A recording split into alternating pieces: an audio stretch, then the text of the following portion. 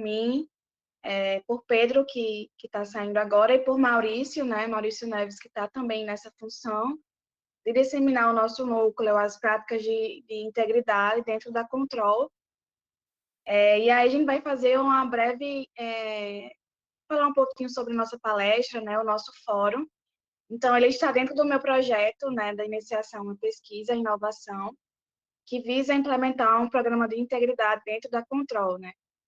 E aí, dentro dessa iniciativa, nós temos um fórum de integridade que vai contar com palestras, mesas redondas, com discussões que ainda mais engrandeçam esse debate. E é essencial disseminar essa cultura, essencialmente para trazer pessoas que saibam sobre a matéria para discussão, programas que já tenham sido implementados aqui. E aí não tinha como deixar de trazer Daniel Lira, que aqui em Natal nós temos um comitê bastante amplo na CAERN, né? Se não um dos pioneiros aqui do estado, também em relação a programas de integridade. E lá a CAERN já tem um setor bem estruturado de compliance, de gestão de riscos. Tem no próprio estatuto um setor específico. E aí quem foi o responsável por conduzir essa dinâmica de implementação foi o professor Daniel Lira, que também é mestre em Direito pela Universidade Federal e assessor de controle e gestão de riscos na CAERN. E aí, antes de tudo, de passar a palavra para o palestrante, eu passo a palavra para o auditor Pedro Ribeiro, que ele vai falar um pouquinho sobre a importância desse projeto, dessa iniciativa, do Fórum de Integridade, né, que vai contar com vários outros eventos, e eu conto muito com a participação e colaboração de vocês, para que a gente consiga fazer uma rede de conversas mesmo sobre o compliance, sobre integridade, gestão de riscos, e também temas correlatos, né? A própria lei anticorrupção, lei de lavagem de dinheiro, também tem tudo a ver com o nosso controle interno. Né? Eu passo a palavra para Pedro Ribeiro dar algumas palavrinhas sobre o nosso fórum e nosso projeto.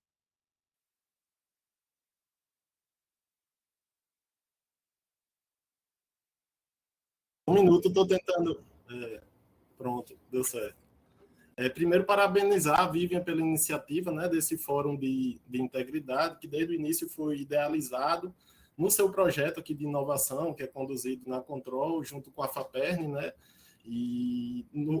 que é coordenado também por Ivanson, que eu acredito, não sei se está aqui, mas que vem coordenando o projeto muito bem e tudo mais. E eu acredito que essa iniciativa, inclusive do fórum, mostra que esse projeto de inovação conduzido pela Control e pela FAPERN vem deixando bons frutos, né? Porque essa questão do fomento e da adoção de mecanismos de integridade não deixa de ser uma área de vanguarda no que diz respeito ao controle da administração pública e à prevenção à corrupção.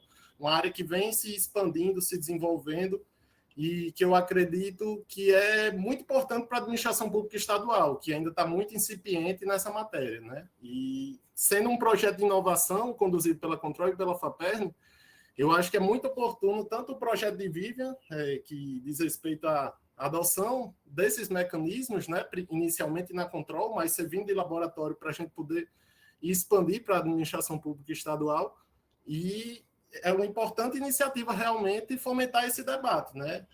Desde o início, ela vem pensando em chamar vários nomes e conhecendo já a experiência e o conhecimento e a capacidade de Vivian, eu tenho certeza que a Control vai fomentar um debate muito legal, com nomes muito interessantes, inclusive a nível nacional, mas nada melhor do que a gente iniciar esse debate justamente com experiência de excelência aqui da administração pública estadual, né? Que mostra para a gente que, além de necessário, é também muito possível a adoção desses mecanismos na administração pública estadual. O Daniel está aí para provar, vem conduzindo esse trabalho. Por tudo que eu já falei com Vivian, desde que ela entrou, ela usa esse exemplo do trabalho desenvolvido por Daniel na CAERN, justamente para mostrar que é possível, e além de possível, muito necessária a adoção desses mecanismos, né? E é isso, só uma fala rápida e para desejar sucesso, realmente, tanto essa iniciativa quanto ao projeto de Vivian, e quanto à adoção desses mecanismos e ao fomento da integridade pela Control, né? Eu desejo realmente que seja um bom debate e que, além disso, que a Control tenha sucesso na organização e na execução dessa atividade, né? Eu sei que Maurício é uma pessoa muito competente e vai conduzir muito bem também o setor, e a gente tem várias pessoas muito interessadas nessas atividades, está aqui Natan, Alan, Andara também, e eu acredito que é um movimento que vai cada vez mais se expandir e gerar muitos bons frutos aí, a administração pública estadual e a Control, né? Desejo sucesso e um bom debate, e aproveito para agradecer também, Daniel, por estar vindo aqui, mostrar sua experiência também junto a esse trabalho, né? E é isso, desejo sucesso e agradeço mais uma vez. E agora, sem mais delongas, né, vou apresentar para vocês nosso palestrante. Ele que é mestre em Direito pela Universidade Federal, também atua na Universidade Estácio, especialização em saneamento básico. Ele atua como assessor de gestão de riscos e conformidade e é presidente do Comitê de Elegibilidade e Avaliação e membro do Comitê do Código de Conduta, Integridade e Ética, todos na Companhia de Águas e Esgotos aqui do Rio Grande do Norte.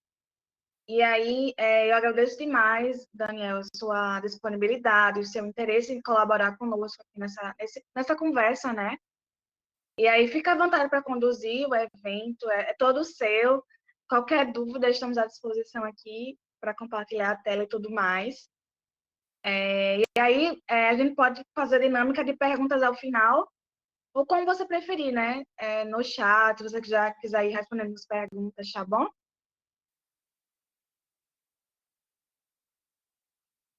Bom dia a todos. Vocês estão me ouvindo? Sim. Bom dia, Vivian. Obrigado pelo convite de estar aqui com vocês hoje pela manhã para falar sobre esse tema tão importante. Obrigado também às palavras do Dr. Pedro Ribeiro. Estamos todos na KRN sempre à disposição de vocês para a gente fazer esse trabalho de parceria em prol aí do sucesso da gestão estadual.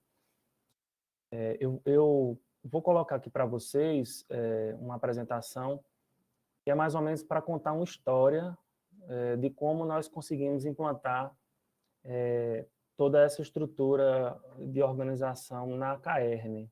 Então, não foi uma tarefa muito fácil, não é uma tarefa fácil, né? No dia a dia a gente sempre tem muitos gargalos para resolver, mas eu diria a vocês que assim, existe um mundo ideal das coisas, existe o que a lei preconiza, o que as melhores práticas sustentam para que nós possamos fazer, as sugestões de outros órgãos, de outras empresas, mas o que a gente faz é o dentro do possível, né? Então, às vezes é melhor fazer o que está dentro do possível, não sendo no mundo ideal, do que não fazer. Então, esse é um lema que eu sempre levo comigo. Eu tento sempre colocar em prática as coisas, mesmo que elas não estejam de acordo com o mundo ideal das coisas. E é um tema bastante complicado no início, né? Quando a gente se deparou, vocês vão ver qual foi essa história de implantação desses temas lá na KRN. Então, foi realmente uma coisa que veio de uma hora para outra e que nós tínhamos um prazo para adotar e conseguimos fazer um pouco antes desse termo final. Eu vou colocar aqui para vocês uma apresentação, mas vocês me dizem se deu certo aqui. Deixa eu ver.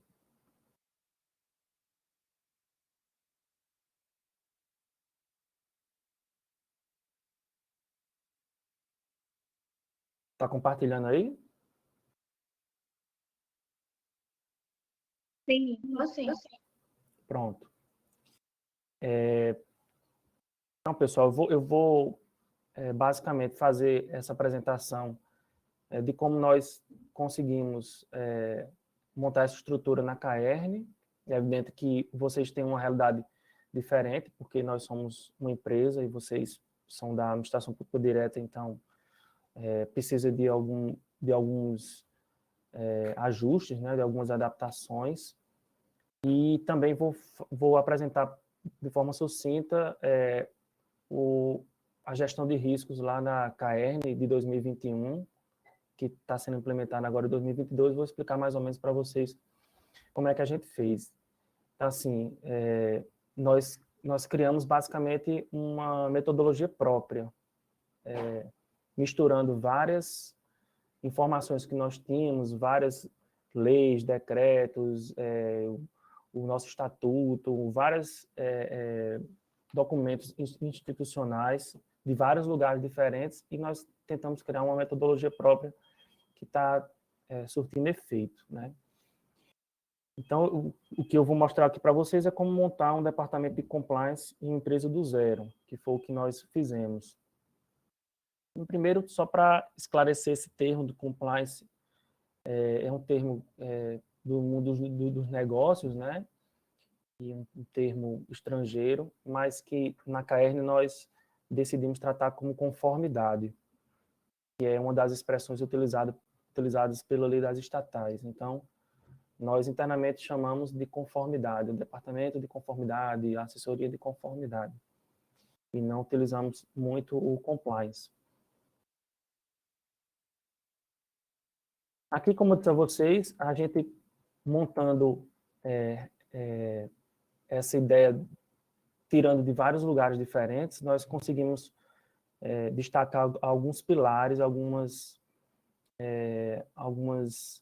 estruturas básicas de piso para que a gente comece a implantar esse programa de compliance ou de conformidade ou de integridade, né? Existem algumas diferenças lá na Caerne. E aí, basicamente, nós tiramos algumas informações do Instituto Brasileiro de Governança Corporativa, o IBGC, da Lei das Estatais, que é a 13.303, da Lei Anticorrupção e do decreto que regulamenta a Lei Anticorrupção no governo federal, dentre outros elementos também. Então, o primeiro pilar de tudo é o comprometimento da autoadministração, sem que haja adesão dos comandantes, dos líderes, de quem está no topo da organização. A gente não precisa nem começar. Então, não tem nem como começar se a gente não tem esse apoio, né? Essa adesão mesmo. Não é só um apoio para inglês ver, como se diz, né? Assim, para parecer que estamos em conformidade, para parecer que estamos de acordo com a lei, com a integridade. Mas realmente que a figura ou as figuras do topo da administração, do topo da organização, estarem à frente desse processo, né? Então, foi algo que nós tivemos desde o início lá na Caerne, inclusive do próprio governo do Estado, à época, e atualmente também de alguns eventos que nós fizemos, estiveram à frente desse processo também. Um outro pilar nosso lá, peculiar da Caerne, é o nosso plano de negócios e o nosso planejamento estratégico. É muito importante, em razão de ser um tema muito vasto, a conformidade e a gestão de riscos, é um tema ilimitado, é uma ferramenta de se tratar problemas ilimitados dentro de uma organização. E você precisa, num primeiro momento, de fazer um corte, de fazer um destaque dentro de todo esse universo para saber qual é o seu guia, né? Qual é o seu norte. Quando a gente fala em conformidade, conformidade é você estar de acordo com alguma coisa. Então, se tem uma lei e é preciso que a instituição esteja de acordo com a lei, você tem que ver quais são as ferramentas que você tem para verificar que aquela instituição está de acordo com aquela lei, com aquele instrumento normativo. Mas quais instrumentos normativos? Todos, de todas as áreas, área ambiental, área trabalhista, área financeira, área de gestão, área jurídica. Então, a gente tem um leque muito grande de coisas para se entrar em conformidade. e também da gestão de riscos, né? Eu vou gerir riscos. Riscos são eventos que podem acontecer, que podem gerar um efeito positivo ou negativo. Os que geram efeitos negativos, eu preciso mitigar. Mas eu vou mitigar todos os riscos de tudo, de qualquer coisa que possa acontecer. Vou exaurir tudo isso. Então, um dos pilares desse programa nosso é fazer esse corte através do plano de negócios, que pela lei das estatais ele é anual, muito embora seja um pouco estranho se fazer anualmente o planejamento de negócios de uma companhia que foi criada por lei já com o seu objeto pré-determinado. No nosso caso é o abastecimento de água e esgotamento sanitário, mas a lei determina que isso seja feito anualmente. E o nosso planejamento estratégico, que é o nosso documento de planejamento mais importante. E dentro do planejamento estratégico, são definidos os objetivos estratégicos. Eu vou mostrar mais adiante o da CAERN, um resumo do da CAERN, mas lá vão ter lá, se não me engano, são 16 objetivos estratégicos. O que a CAERN quer para os próximos 5 anos? O nosso planejamento é feito de forma quinquenal, também baseado na 3303. Então, quais são os objetivos? O que é que eu quero com a CAERN? Ela precisa fazer o abastecimento, o esgotamento, mas de que forma e quais são as suas prioridades para os próximos 5 anos. Então, baseado nisso, nesses objetivos estratégicos, é que a gente retira as informações para se trabalhar na conformidade e na gestão de riscos. Então, eu vou fazer gestão de riscos para atingir os objetivos estratégicos. O meu departamento jurídico, ele trabalha para atingir os objetivos estratégicos. O setor de contabilidade, ele trabalha para atingir os objetivos estratégicos. Então, todos, na estrutura da instituição, devem buscar esses objetivos. São objetivos comuns a todos. Então, nós vamos mitigar os riscos que estejam em conflito ou estejam ameaçando a concretização desses objetivos estratégicos, para que eles sejam alcançados. Então, nós fizemos esse corte, retiramos esses objetivos e, a partir deles, nós fizemos esse planejamento. E sempre que nós fazemos um mapeamento de um risco, nós atrelamos esse risco a um objetivo estratégico. Então, a pessoa vai dizer, olha, aqui na minha cidade a gente tem um risco muito grande de terremoto. Aqui em João Câmara, um risco muito grande de terremoto. E aí você vai observar que isso não está dentro dos objetivos estratégicos, você descarta. Porque se a gente for a fundo de realmente todas as situações, a gente não tem braço nem pessoal para isso. Então, é assim, um exemplo meio grotesco, mas para vocês perceberem como é que é feito isso. E tem uma tabelinha lá, o número do objetivo estratégico e aquele risco se está ligado, de que forma está ligado aquele objetivo estratégico. Um outro ponto importante também, basilar, são as nossas políticas internas, que foram oriundas aí da lei das estatais, a 3303, uma série de políticas que nós precisamos criar a partir deste ano, de 2016. Alguns nós já tínhamos, mas foram também bastante importantes para implementar esses programas.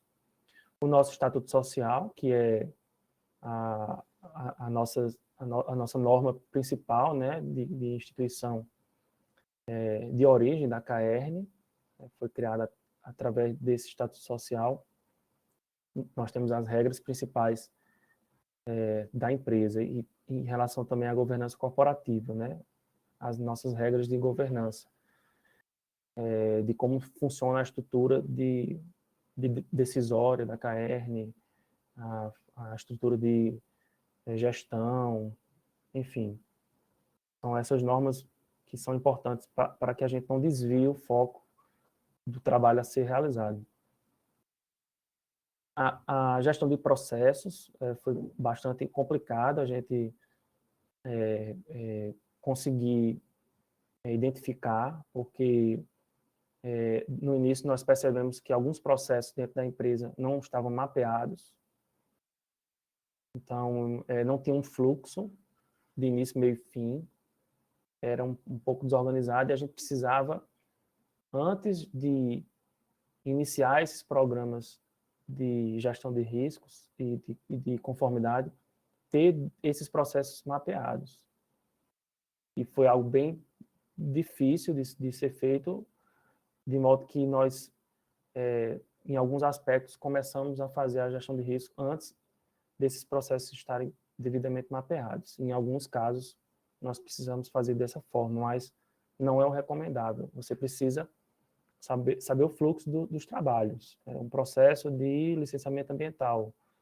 Ele começa onde, ele é protocolado, um pedido de que forma, quais são as pessoas que analisam esse pedido, e qual é o prazo de resposta para o cidadão, por quanto tempo vai ter a validade. Então, isso na administração direta é um pouco mais fácil, porque normalmente nós temos já tudo estabelecido em lei ou em decreto. Então, certamente vocês já devem ter esses processos mapeados. E a gestão de risco, ela é uma atividade essencial para a conformidade. Então, assim, na linha de importância, na ordem de importância, nós temos primeiro a gestão de riscos, para que se possa fazer uma conformidade, um programa de integridade. Ele é feito após a gestão de risco. Eu vou mostrar para vocês por quê. Está aqui destrinchando cada ponto desse. Eu falei para vocês sobre esse comprometimento da alta administração. Realmente é bastante importante que o líder maior da instituição, o gestor, a autoridade daquele órgão, daquela entidade, esteja realmente à frente de tudo, que vista a camisa, que bote lá o crachá e esteja à frente, que fale com a imprensa e que fale nas reuniões, nas abordagens, em eventos, está sempre batendo nessa tecla, na tecla da integridade, na tecla da gestão de riscos, da governança. Então, isso é bastante importante. Inclusive, quando a gente busca critérios de selos, de reconhecimentos, de premiações, enfim, de pesquisas que são feitas pelos órgãos de controle, a exemplo da CGU, um dos critérios é a comprovação de que existe esse comprometimento na vida real, né? Não só de forma figurativa, estamos todos comprometidos com o sucesso desse programa, mas, de fato, é necessário se comprovar isso, é necessário que existam evidências disso, de atas, de vídeos, de documentos que comprovem que existe essa adesão. Nosso plano de negócios, que já comentei para você, o nosso planejamento estratégico, na missão, visão, e principalmente os objetivos estratégicos, que são os mais importantes para a definição desses programas. Aqui é o nosso mapa da CAERN, que terminou em dezembro do ano passado. Nós já temos um novo para esse ano, mas acho que não foi feita ainda a arte. Aqui, como vocês percebem, são realmente 16 objetivos estratégicos, divididos aí em 5 grandes áreas, né? Sociedade, clientes, econômico financeiro, processos internos, aprendizado e conhecimento, e daí é destrinchado nos objetivos estratégicos. Então, vou dar só um exemplo para vocês. O objetivo estratégico número 6, investir em novas tecnologias na área finalística, que é o abastecimento e esgotamento sanitário. Então, eu vou a campo para analisar quais são os riscos para o atingimento, que estão atrapalhando ou que podem atrapalhar o atingimento desse tipo de objetivo estratégico. Então, é a partir daí que a gente vai conversando com as áreas para formar as nossas conclusões e conseguirmos montar o nosso plano. Nossas políticas empresariais, mais adiante eu vou mostrar para vocês algumas delas, o nosso estatuto social, a governança corporativa, a gestão de processos e a gestão de riscos.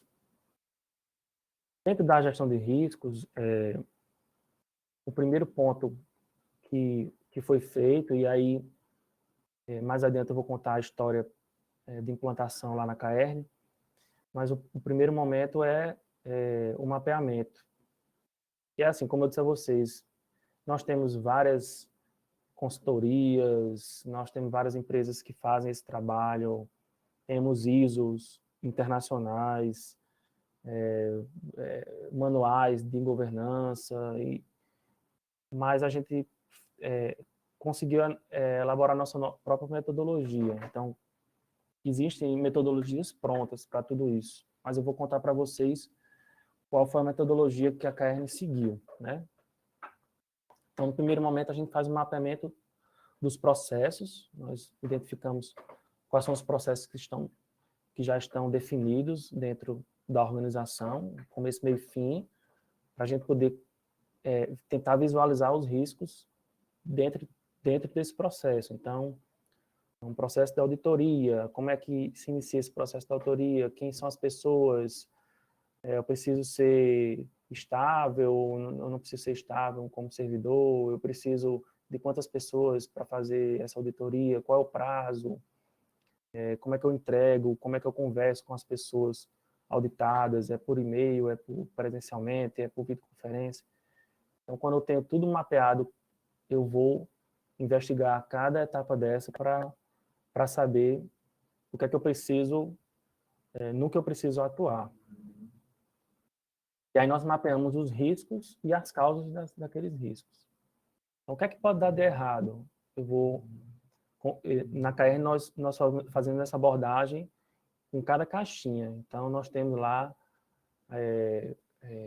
5 diretorias, nós temos o Conselho de Administração, nós temos o Conselho Fiscal, nós temos umas 8 assessorias da presidência, umas 10 gerências de cada diretoria, e cada gerência dessa tem unidades, e cada unidade dessa tem núcleo, e tem as regionais do interior. Então, nós vamos, em cada caixinha dessa, apresentamos um questionário para essas caixinhas, questionários que são direcionados para algumas coisas que eu vou mostrar para vocês, porque nós já temos algumas espécies de riscos que são definidas pela nossa política interna de gestão de riscos, então já fica mais fácil para conseguir esse tipo de resposta.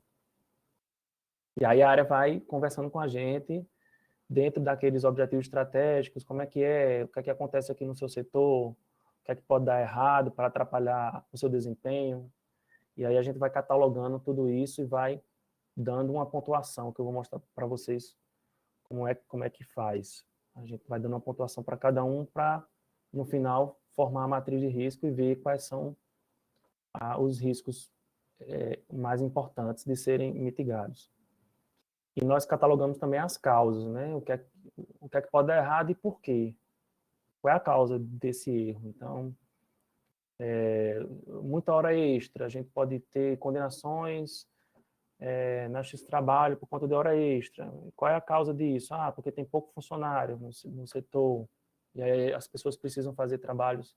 Não tem registro de ponto. Porque o chefe não está lá presente. Porque o acordo coletivo foi mal feito. Então, a gente tem que buscar quais são os problemas que podem ocorrer.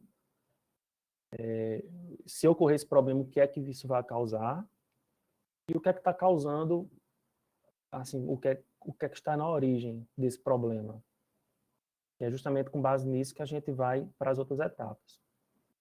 E nós formamos a matriz de risco. Aí nós temos aí uma linha da probabilidade de ocorrer. A probabilidade desse risco ocorrer, ela é remota, ela é possível, ela é provável, ela é muito provável de ocorrer. E se ela ocorrer, qual vai ser o impacto? O impacto vai ser menor, moderado, maior, extremo. Então, dentro dessa pontuação da probabilidade versus impacto, o que tiver em vermelho, digamos assim, são os riscos mais importantes de serem mitigados. E aí, cada cor dessa vai variar, e dentro dessa perspectiva, a gente vai, no tratamento dos riscos, vendo quais são as prioridades. Porque, como eu disse a vocês no início, a gente não consegue montar um plano de mitigação de risco para tudo. Algumas coisas que têm uma probabilidade remota e o impacto é muito pequeno, não vale a pena a gente fazer um plano de mitigação. A gente meio que assume o risco, vamos assumir esse risco, se ocorrer, o impacto vai ser muito pequeno. E aí a gente cria algum tipo de ferramenta mais rápida, manual, só para fazer um hiato aqui para vocês. E como é que a gente faz isso na KR, dos períodos, a gente atrelou esse trabalho da gestão de riscos tanto aos objetivos estratégicos como ao orçamento da KR, como era que é feito antigamente, e também ao planejamento da empresa. Se tinha um raciocínio de ano calendário de janeiro, dezembro, e em janeiro se iniciava o planejamento, e no final do ano fazia o orçamento, para o planejamento às vezes ser feito depois. E aí, quando era feito o planejamento, não tinha dinheiro para cobrir, porque o orçamento tinha sido feito antes. Então, a gente decidiu meio que encaixar tudo isso. Então, lá, nós concluímos esse trabalho em agosto. No mês de agosto, a gente entrega para a alta administração o nosso plano de riscos para o ano seguinte. E aí, com esse plano de riscos, com todos as sugestões de ações, de projetos, de planos de ação, a alta administração vai fazer o planejamento para o ano subsequente. E lá na KR a gente tem, pela lei das estatais, que fazer um plano de metas e resultados para a diretoria, para o conselho de administração. Nós temos o programa de participação nos resultados. Nós temos uma série, o próprio plano de negócios, que ele é anual, uma série de planejamentos que são necessários para o ano subsequente. E isso é feito no mês de setembro, porque em outubro começa o período de orçamento. É como se fosse a LOA de vocês, né? Aí a gente começa a negociação do orçamento, com base nesse planejamento que foi feito, com base nos riscos prioritários. E aí a gente fecha o orçamento até novembro, dezembro, e em janeiro começa a executar. Eu entrego o meu departamento, que é a assessoria de gestão de riscos e conformidade, a gente entrega esse trabalho em agosto. Em setembro, a gente já começa um novo ciclo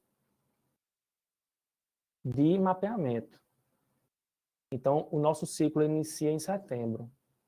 Então, digamos, em setembro de 2022, agora, eu vou iniciar o mapeamento dos riscos para fazer um planejamento que vai ser entregue em agosto de 2022 e vai ser começar a ser executado, não, em agosto de 2023 e vai ser executado em janeiro de 2024. Não sei se vocês estão entendendo. Então, o meu ciclo ele começa em setembro, né? De setembro, digamos agora, setembro de 2022, eu faço esse mapeamento todo até mais ou menos abril de 2023. E aí, em abril de 2023, eu vou pegar todos esses riscos mais importantes, que lá a gente escolhe sempre 10, os 10 riscos mais importantes. Normalmente a gente consegue mapear uns 30. Em abril até julho, mais ou menos, eu vou sentar com todas as áreas, que são, digamos assim, as donas daqueles riscos, para tentar dar soluções, que são as mitigações que a gente chama, para a gente tratar esses riscos, dar resposta aos riscos. Então, de abril a julho, mais ou menos, a gente se reúne com todo mundo, vê todos os planos de ação que precisam ser feitos para mitigar, é aprovado nos órgãos de governança e é entregue para a auto-administração em agosto. Um processo todo pronto, setembro começa tudo de novo. Então, esse planejamento, ele é setembro, abril, julho, e em agosto a gente entrega. E também a gente acompanha o andamento desses processos de planejamento, dos planos, dos projetos, que ele é feito de janeiro a dezembro. Alguns projetos são feitos para 2 ou 3 anos. Então, existem alguns riscos que a gente não consegue mitigar em um ano, a gente tem que demora um projeto de 2 ou 3 anos, às vezes ele é contínuo, né? Ele é feito sempre.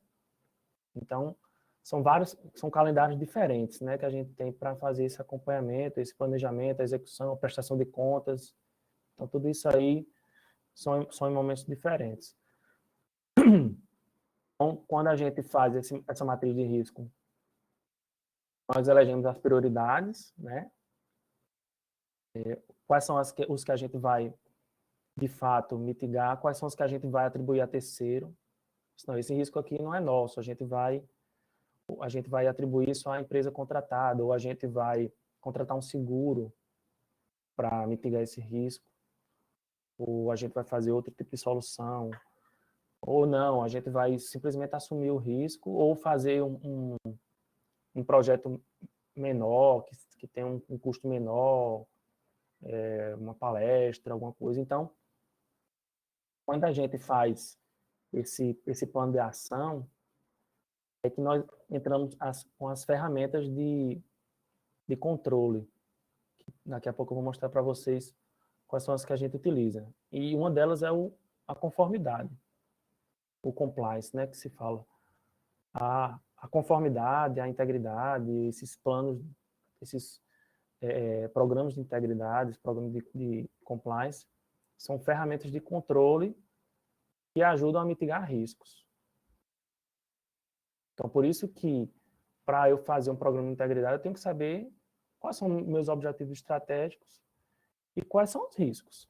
Porque não adianta, e como a conformidade é tudo, como eu disse a vocês, a gente precisa fazer um corte em relação a isso. A gente faz esse corte em relação à gestão de riscos, então, eu vou trabalhar na conformidade para solucionar um problema na contabilidade, um problema financeiro, um problema ambiental, um problema trabalhista, um problema jurídico. Então, ele é direcionado para isso. E existem os programas de conformidade, que são os de integridade, que eles são permanentes, que é ligado à ética, às condutas, à integridade, né? Eu vou falar para vocês daqui a pouco. E aí, na gestão de risco, nós fazemos essa revisão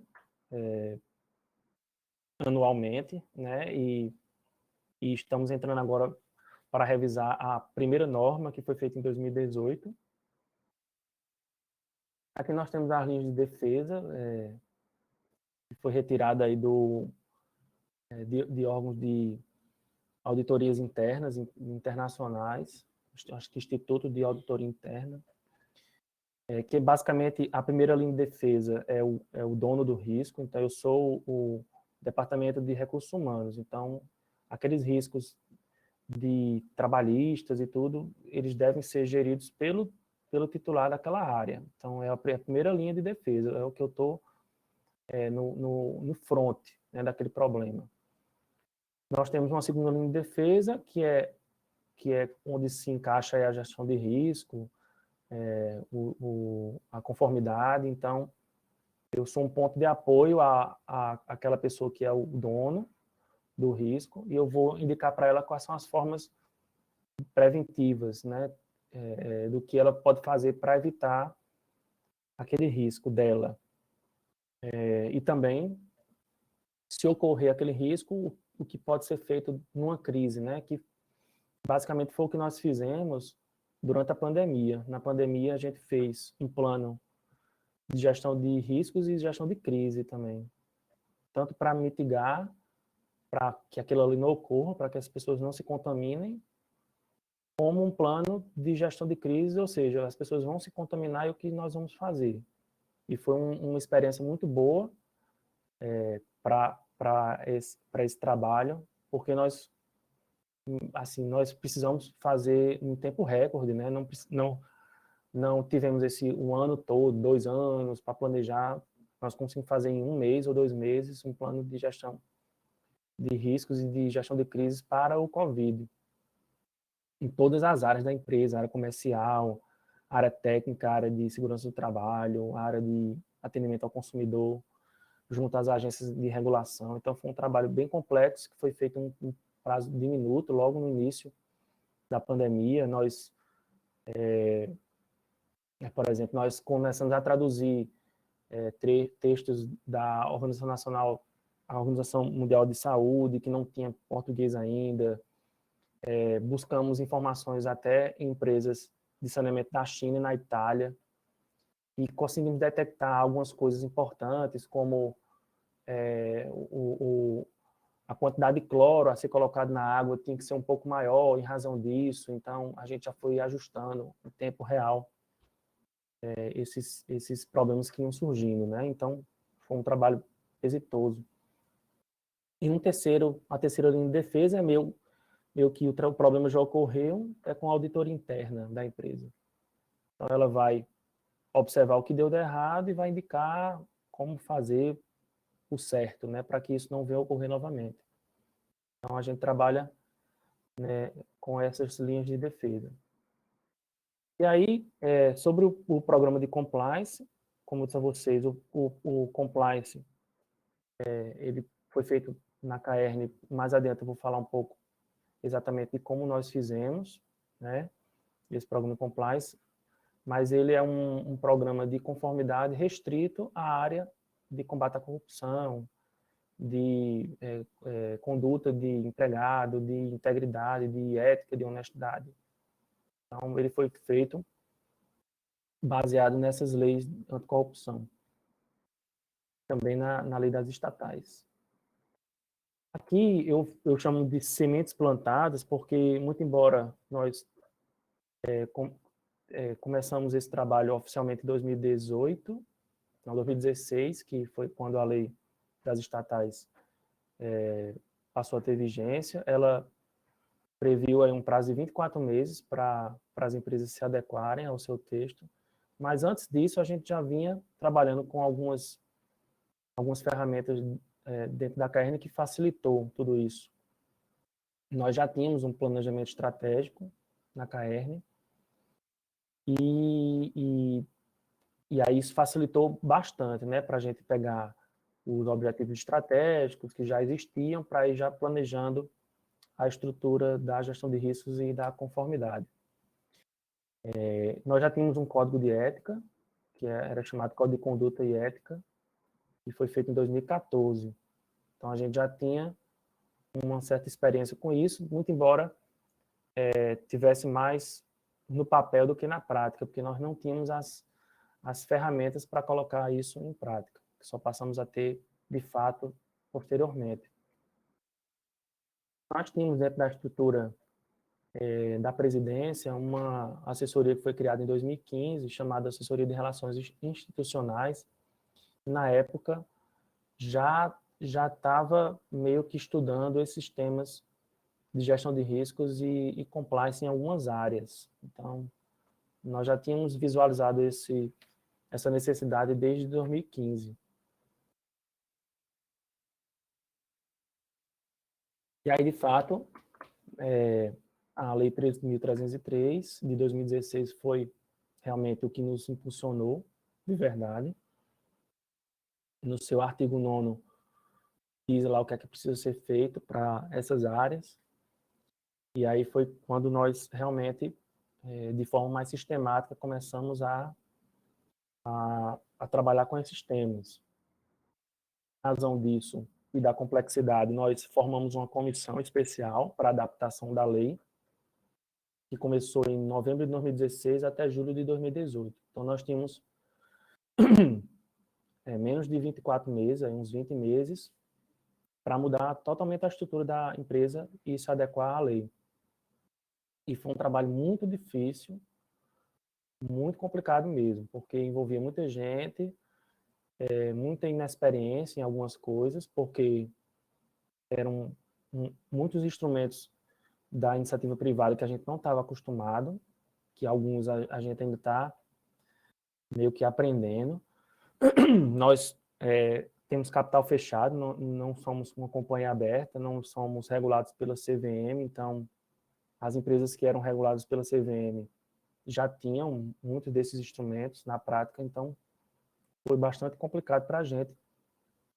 E muito embora fosse muito complicado, mais ou menos em janeiro de 2018 a gente já tinha boa parte do trabalho pronto. E aí são as políticas que nós precisamos fazer para adaptar a lei, que foi o Código de Conduta, a política de gestão de pessoas, de porta-vozes, de divulgação de informações, responsabilidade socioambiental, patrocínio, publicidade, transação com partes relacionadas, distribuição de dividendos, indicação dos membros dos órgãos de governança, avaliação dos membros dos órgãos de governança, o sistema de controle interno e de governança, riscos, controle, política de gestão de riscos, plano de negócios, carta anual de governança, planejamento estratégico, programa de metas e resultados, relatório integrado de gestão. Precisamos fazer uma revisão do Estatuto Social, então nosso Estatuto Social ele é praticamente novo, de 2018.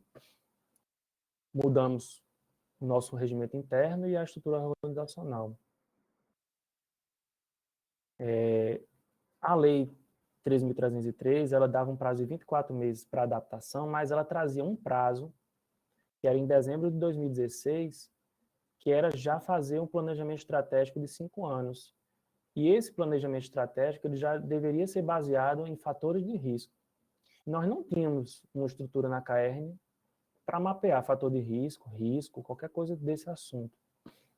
Então, nós fizemos um trabalho bem emergencial, bem prematuro, de um evento de governança interno, e conseguimos fazer assim um tempo bem exíguo, uma pesquisa bem simples dos principais problemas e tal, e nós conseguimos fazer uma reunião desses fatores para que pudesse ser feito esse planejamento estratégico, e nós conseguimos fazer no tempo que a lei determinava. Precisamos criar uma nova estrutura de governança, criamos, com base na lei das estatais, o Comitê de Elegibilidade e Avaliação. Eu faço parte desse comitê já desde o início, desde 2018, que é um trabalho bastante complicado de fazer a análise dos currículos das pessoas que são indicadas para os órgãos de governança, com base nos critérios estabelecidos pela lei. Então, nem sempre os pareceres são favoráveis, porque tem pessoas que não têm o perfil acadêmico ou profissional, de experiência, ou tem algum tipo de vedação estabelecido pela lei, e é uma atividade bastante complicada mesmo, bem desagradável para a gente. E também nós fazemos uma avaliação dos órgãos de governança e dos membros dos órgãos de governança. Então, meio que faz a avaliação do próprio presidente da CAERN, do próprio diretor, do próprio membro do Conselho de Administração, do Conselho Fiscal. Somos nós que fazemos lá nesse comitê, que é um braço direito aí dos acionistas. Nós criamos aí também o Comitê da Auditoria Estatutária, que é um órgão também novo, que é responsável por ser líder daquelas linhas de defesa. Daqui a pouco eu vou mostrar para vocês. E criamos, junto à presidência, a Assessoria de Gestão de Riscos e Conformidade, que é onde eu estou trabalhando atualmente. Então, um dos principais inovações foi esse Comitê da Auditoria Estatutária. Ela é responsável pela supervisão dos riscos, dos controles e da conformidade da empresa. Nós criamos também uma comissão de governança, porque achamos no início que, se eu criasse uma assessoria de gestão de riscos, todos os temas relacionados a isso ia acabar sendo muito centralizado nessa assessoria. E essa assessoria, ela não foi feita para resolver os problemas. A gente existe para fazer o planejamento, para fazer o diagnóstico e ajudar as áreas, aos donos dos riscos, a resolver esses problemas. Então, a gente reuniu dentro dessa comissão todos os departamentos principais. E aí, por exemplo, nós tiramos da Constituição Federal, na definição de controles internos, que são as áreas de patrimonial, orçamentária, financeira, contábil. Então, nós pegamos essas áreas, que são objeto de controle interno e externo, e jogamos dentro dessa comissão de governança, junto com as áreas de controle da CAERN. Então, um momento mensal que a gente tem de conversar com as áreas controladas internamente. E aí foi criada a assessoria de gestão de risco e a assessoria de assuntos corporativos, que ajuda na questão da governança corporativa. E aí precisamos estruturar a assessoria de gestão de riscos antes do prazo estabelecido na lei, como máximo, né, que era julho de 2018, nós criamos ela em janeiro, por uma série de motivos. Nós precisávamos, na época, de definir a matriz de risco para as contratações, para as licitações integradas, para obras de engenharia. Então, e agora, recentemente, nós tivemos uma alteração na própria lei de licitação, né? Porque nós, na CAERN, não seguimos a lei de licitação, nem a 8666, nem a 1433, que é a nova, de 2021. Nós seguimos o estatuto, a lei das estatais, que é a 3303. Então, na própria lei das estatais já existia essa exigência na matriz de risco, que agora nós temos na lei de licitação também. Então, nós precisávamos, desde o início, dar esse apoio e não podia esperar esse prazo final. Aqui nós temos quais são as atribuições da assessoria, da sugestão de diretrizes gerais e políticas dessa área, desenvolver e monitorar programas, promover treinamentos, manter a relação com o conselho de administração, trabalhar com a questão da segregação de funções, trabalhar junto ao canal de denúncias, aos treinamentos do Código de Integridade,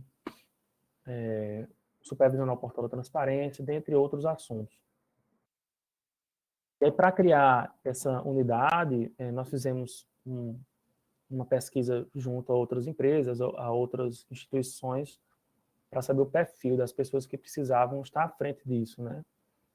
Então, nós, na época, fomos compostos aí por um engenheiro, um administrador, um advogado, alguns agentes administrativos, e tínhamos a ideia de termos também na nossa equipe um economista e um contador, porque precisávamos gerir os riscos que são importantes para a CAERN, né? Então, cada instituição vai ter os seus riscos próprios e, em sendo verificados esses riscos, formar uma equipe que dê conta desses riscos. Então, se eu tenho uma empresa de engenharia, que a CAERN é uma empresa que tem esse foco da prestação desses serviços, então eu preciso de uma pessoa técnica nessa área para guiar e para liderar algumas tarefas importantes, né? Então, eu não necessariamente vou precisar de um engenheiro em toda a equipe de gestão de risco em qualquer lugar. Nós fizemos alguns cursos, e foi bem complicado, porque eram cursos em outros estados, muito caros, e assim, às vezes esses cursos e essas consultorias vendem uma ideia muito abstrata da coisa, e realmente não consegue colocar em prática. Um discurso muito bonito, com palavras muito bonitas, tudo em inglês, mas assim, resolve o meu problema, as pessoas não conseguem. Então, vendem soluções muito abrangentes, muito abstratas, muito de prateleira, e acaba que, quando a gente contrata essas consultorias, quem faz o trabalho é a equipe interna mesmo.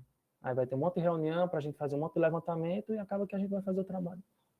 Então, eu estive em Recife, fiz uma visita a grandes consultorias nessa área, peguei uma experiência muito boa com eles, e pelo preço que foi ofertado, eu vi que não valia a pena, era uma coisa muito cara mesmo. Nós decidimos ter a coragem de fazer com a equipe interna mesmo. Foi um desafio muito grande para a gente. E aí nós começamos a participar de eventos ligados a essa temática, principalmente na OAB. Eu tive um período bastante longo numa comissão na OAB que tinha sido se iniciado há pouco tempo, que foi uma comissão de compliance e governança corporativa. Então, foi dessa forma que a gente conseguiu essas informações primeiras. Como eu disse a vocês, a questão do programa de integridade ele é mais restrito do que um programa de compliance, de conformidade geral. E o compliance ele é mais genérico, né? E a integridade é um nicho dentro do compliance. E aí, essa base do programa de integridade está no decreto que regulamenta a lei de anticorrupção a nível federal.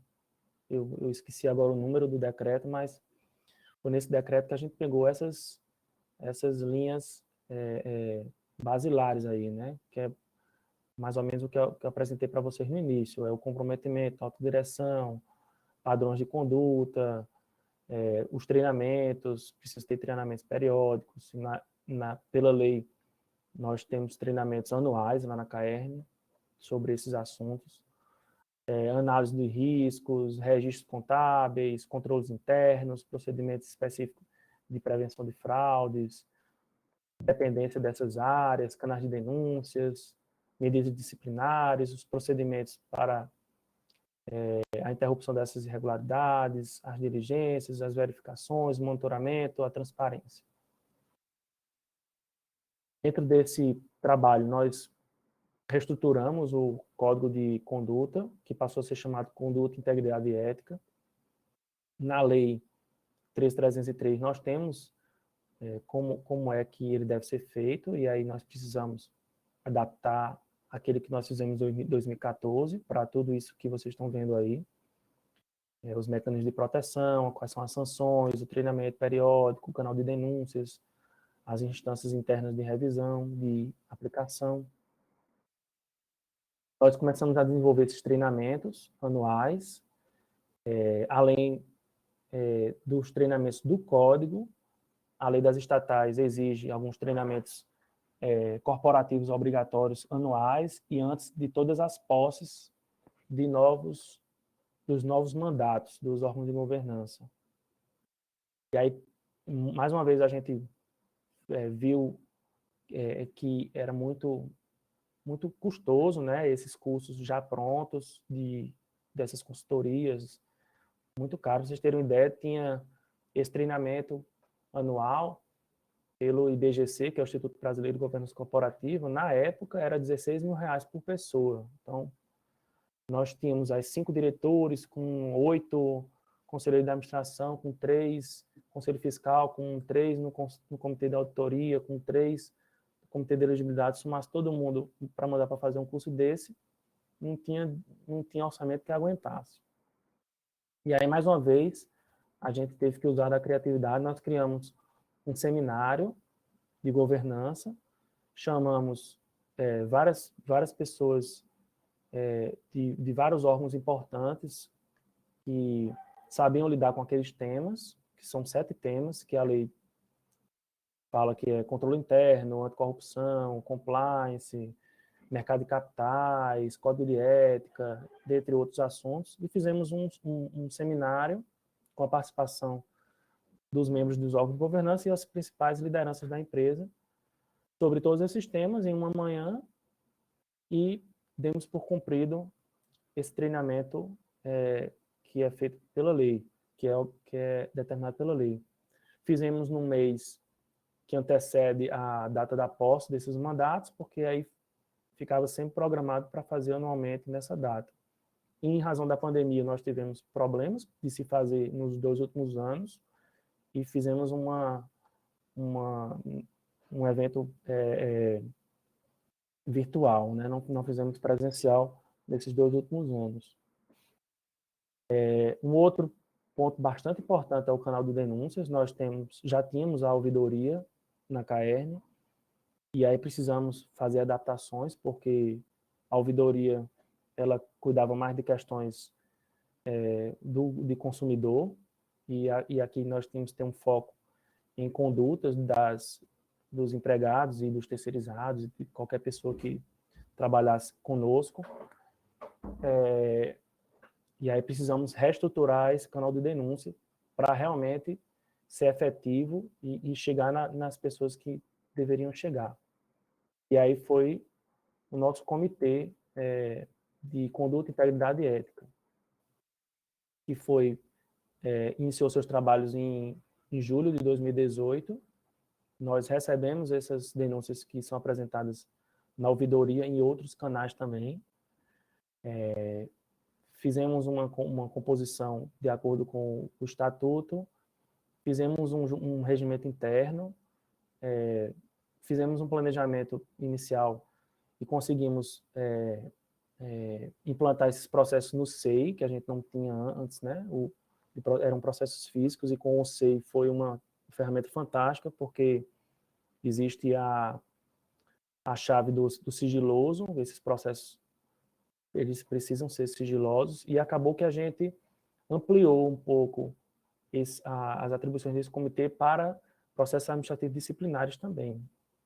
Nós não tínhamos estruturas permanentes de comissões para os PADs lá na CAERN, e nós fizemos as nossas normas para que pudesse essa estrutura fazer as análises preliminares de implicações éticas, de conduta, e também em caso de violação a outras normas e passíveis de instauração de processo administrativo disciplinar. Então, hoje, esse comitê trabalha também com processo administrativo disciplinar e realmente tem sido bastante exitoso. Nós, mesmo durante a pandemia, assim, o trabalho até melhorou, porque fazemos hoje tudo de forma virtual, oitiva de testemunha, depoimentos, tudo muito rápido, tudo pelo SEI, tudo sigiloso, discreto. A auditoria realmente assumiu essa responsabilidade, faz tudo de forma célere, então a gente consegue hoje boas análises de processos, as sanções são aplicadas de fato, isso é tudo controlado, né, registrado nos dossiês, então a estrutura hoje é muito boa desse comitê. Nós elaboramos uma política anticorrupção e antissuborno, foi aprovada em 2018, e dentro dessa política anticorrupção gerou um trabalho que está sendo iniciado, que é o do due diligence, que é uma ferramenta que é muito utilizada pela iniciativa privada para saber com quem você está contratando, né, fazer diligências prévias para saber com quem você está contratando. Como na CAERN nós já temos um processo de licitação, a administração pública já faz esse trabalho de diligência nas licitações, nós adotamos um due diligence de integridade. Então, não sei se vocês têm experiência nessa parte de licitação, mas muita coisa que as empresas fornecem são de autodeclaração. Então, eu não tenho trabalho escravo na minha empresa, não tenho menores, eu nunca fui condenado, eu faço isso e aquilo. E muitas vezes não há conferência de tudo isso. E esse nosso projeto de due diligence, integridade, ele faz um mapeamento da empresa que está participando, e são para licitações maiores, a partir de 0,5% do capital, do nosso capital, que dá mais ou menos 7 milhões, 8 milhões, então licitações acima de 8 milhões, que são de competência do Conselho de Administração, nós fazemos esse trabalho. Verificamos se existe uma necessidade de fazer uma investigação, e aí, de acordo com o que é mapeado, a gente faz uma investigação, abre um processo administrativo para investigar se aquela empresa está falando a verdade ou não. Se ela não estiver falando a verdade, a gente detectar alguma irregularidade, a gente faz aplica a sanção contratual, ou faz promove o termo do contrato e faz outra licitação. Nós temos também a política de conformidade, que foi aprovada pelo Conselho de Administração já desde 2018, a resolução, e a política de gestão de riscos, né? Todas elas estão no portal da transparência, No nosso portal de transparência, vocês estão vendo aí, nós temos aqui, ó, requisitos de transparência, calendário de governança, carta de governança, o código de conduta, planejamento estratégico, plano de cargos, plano de negócio, as políticas. Então, dentro de políticas, nós temos aí todas essas políticas, né, de suborno, avaliação, política de distribuição de dividendos, todas as políticas que eu falei para vocês, ó, política de gestão de riscos. A gente abre aqui a política de gestão de riscos. Nós temos aqui toda a estrutura dela, como foi feita, a abrangência, os conceitos. Então, está tudo aqui no nosso portal da transparência para vocês, se quiserem, dar uma olhada depois. E aqui nós temos algumas perspectivas para o nosso futuro em relação a essa área. Já basicamente falei para vocês do que se trata. E agora eu vou mostrar para vocês como foi a nossa apresentação da gestão de riscos para esse ano. Vocês têm alguma dúvida, por enquanto, a tirar sobre esse material que eu apresentei? Ou eu posso continuar? Oi, Daniel, tudo bem? Eu só tenho uma curiosidade, na verdade. Vocês estão me ouvindo bem? Tô ouvindo. Porque, assim, a gente percebeu que esse processo, por mais que tenha sido árduo, como você falou, vocês conseguiram um desenvolvimento muito rápido, né? Quantas pessoas trabalharam, assim, principalmente nessa questão inicial, da comissão inicial? Quantas pessoas vocês tinham na equipe? É Maurício, né? Isso. Maurício, no início nós pegamos todas essas políticas que precisavam ser feitas, a gente mapeou tudo que precisava ser feito. E essa lei das estatais foi bem fácil de mapear, só o mapeamento foi fácil. Porque diz exatamente o que precisava ser feito, política de gestão de pessoas, política de gestão de risco. A gente fez esse checklist e viu qual era a área que precisava ajudar para fazer aquilo ali. Então, a política de dividendos precisa ser feita pela área contábil. Então, nós mapeamos quais eram as unidades e formamos a comissão com todas essas unidades. E eu, na época, fiquei como presidente dessa comissão. Mas, para ser bem sincero, como tinha 24 meses e eu estava como presidente, estava exclusivo para esse trabalho, meio que as pessoas diziam, não, o Daniel está como presidente, ele que está fazendo aí. E, assim, basicamente eu fiz só a maioria das coisas. De buscar modelos, de desenvolver coisas, e aí depois disso eram refinados por essa equipe. Mas como era uma equipe que não se dedicava só a isso, então, assim, eu tive muita dificuldade. Assim, se eu não tivesse de forma exclusiva, o trabalho não teria sido feito, como em várias empresas não foi feito a tempo, né? A Caerne, eu acho que foi a primeira empresa no Brasil a concluir tudo na área de saneamento. Nós fomos a primeira. Porque decidimos realmente que queríamos fazer. Mas foi com essa equipe que nós fizemos, era uma equipe muito grande, mas que não tinha disponibilidade de tempo e que acabou que só deu certo porque tinha uma pessoa e no final teve mais um outro colega meu que foi integrado a esse grupo, que a gente conseguiu fazer o final, que é o último trabalho que nós fizemos, foi o Estatuto Social. Então, assim, se não tiver gente específica para isso, não faz. Porque você vai marcar uma reunião por mês, aí todo mundo vai ficar olhando para a cara do outro, e aí fez, não sei o quê. Então, se não fosse essa estrutura de exclusividade, não tinha sido feito. Certo, muito bom saber, porque no nosso setor de integridade, infelizmente, carece muito de pessoal. No caso, basicamente, vai ser eu e Vivian trabalhando com essa parte e talvez eu não tenha nem a dedicação exclusiva a esse projeto, é algo que eu vou ter que conversar. Mas, basicamente, você que encabeçou tudo, né? E os outros setores eram os setores que iam incrementando as suas ideias. Isso. Não é isso?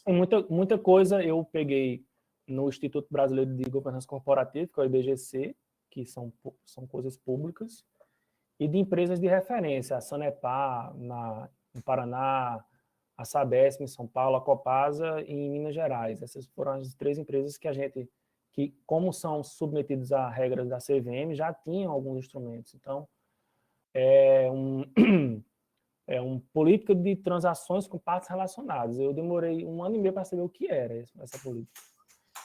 E aí já tinha uma política de outra empresa, então eu fui adaptando no início. Então, assim, se a gente esperar que haja realmente uma perfeição, a gente não faz. E, assim, a vantagem de vocês é porque existe muita coisa já da CGU. Eu acho que a CGU também tinha manuais de transparência, de governança, de muita coisa que a gente pegou da CGU na época. Tem muita coisa já disponível há muito tempo. Eu estava até olhando, tem um decreto, que é o decreto 10.756, de julho de 2021, institui o Sistema de Integridade Pública do Poder Executivo Federal. Então, eu acho que o caminho para vocês é a CGU, é buscar na CGU isso, porque é a CGU que patrocina isso, que lidera esses projetos no governo federal. Esse decreto, por exemplo, seria um ponto de partida também para vocês. O decreto da anticorrupção também, então eu acho que vocês poderiam buscar ajuda lá na CGU. Então eu vou continuar aqui para mostrar para vocês como é que é o resultado final da gestão de risco que nós apresentamos no mês de agosto, né, para a gente fazer uma apresentação para a diretoria, para o Conselho de Administração, mostramos como é que é feito o ciclo da gestão de riscos, e aqui nós temos definidos pela política de gestão de riscos quais são as espécies de gestão de risco, porque se a gente chega para conversar com essas pessoas sem ter um referencial, não tem como. Você vai passar o dia todo conversando, anotando um monte de coisa diferente, e vai ser difícil para sistematizar. Então, nós definimos riscos estratégicos, riscos financeiros, riscos de compliance, riscos operacionais e ambientais. Então, dentro de cada um deles, a gente já tem a classificação. Então, o que é risco estratégico para a gente? Pode ser descontinuidade. Então, muda muito o presidente, muda o diretor, de 4 anos muda o governo. Qual é o impacto disso? É muito grande para a gente. Gera descontinuidade. Mudança de chefia, segurança de informação, conjuntura, gerencial, e assim por diante. Então, a gente vai conversar lá com a unidade de esgoto de Pau dos Ferros. E aí, meu amigo, o que é que a descontinuidade do governo, da diretoria, da gerência regional, da sua própria unidade, tem impacto sobre isso? Não, a gente, toda vez que muda o governo, muda o chefe, tem influência política, não tem, não sei o quê. Então, a gente vai anotando esses problemas relacionados a esses riscos que já estão classificados anteriormente. E aí, se a gente verificar que um ou outro a gente não tinha conseguido mapear, a gente faz esse reforço. Aí nós buscamos uma metodologia na empresa de saneamento lá do Rio Grande do Sul, a Corsan, e nós temos um peso para verificação do impacto, por exemplo. O impacto, ele tem 4 facetas a se analisar, porque quando você vai na prática, dizer assim, de 0 a 10, me diga qual é o impacto de um buraco aberto e não fechado a tempo na Hermes da Fonseca. Aí o gestor vai dizer, rapaz, um impacto, sei lá, de 0 a 10, bota aí 8, bota 7. Então fica com uma coisa muito subjetiva. Então a gente tentou dividir, né, em 4 partes. O impacto de imagem para a Caerne, um buraco na Hermes da Fonseca, que não foi fechado a tempo, ou que não foi fechado no mesmo dia, ou que faz 1 hora que está aberto, no horário de pico. Para a imagem é péssimo. Então, de 0 a 10 é 10 para a imagem. Então, o peso é 1. O aspecto financeiro. Não, o aspecto financeiro não é muito não, porque a gente não deixou de fornecer água para ninguém, está ali jogando uma água que para a população é muito grande, mas para a gente é pouca, então a gente vai precisar de tijolo, de cimento ali para fechar, vai ser R$5, a gente tem uma terceirizada que faz esse trabalho, então, para operacional, dependendo da situação, é muito alto, porque eu preciso fechar a água do bairro todinho para poder consertar aquele buraco daquela rua. Então, eu vou ter um problema operacional grande. E o aspecto legal, de 0 a 10, a gente pode ser multado pela agência reguladora, a gente pode ser multado pelos órgãos ambientais, a gente pode ter um processo movido pelo Ministério Público. Então, já vai dando uma pontuação diferente, a gente faz esse peso e vê qual é o número do impacto. E, além do impacto, a probabilidade. E aí a gente monta esse ranking e vai colocando aí no primeiro quadrante. O que está no primeiro quadrante são aqueles que têm uma importância maior. E aí a gente faz uma lista. Nós temos, no 2020 e 2021. Aí a gente percebe que alguns riscos, eles aumentam, outros diminuem. Então, teve um ano que nós tínhamos um risco bastante grande, que era da escassez hídrica. A gente fazia 7 anos, 8 anos sem chuva, e de repente começou a chover, a esse risco de escassez hídrica, ele está aqui, nessa tabela aqui de 2020, ele está lá em penúltimo. Escassez de recursos hídricos, que antes estava em um dos primeiros lugares. Então, no ano que começa a parar a chuva, esse risco já aumenta um pouco. A gente tinha um problema muito grande na Caerne de outorga, dos poços, das águas de superfície, de licenças ambientais. A gente começou a conseguir esses documentos, então já é um risco que está lá embaixo, que antigamente era grande. A gente está com risco de conjuntura muito alto agora em razão da lei nova do saneamento. Ano passado, houve uma mudança da lei, que já vinha numa tentativa de mudança através de medidas provisórias, por isso que esse risco está desde 2020.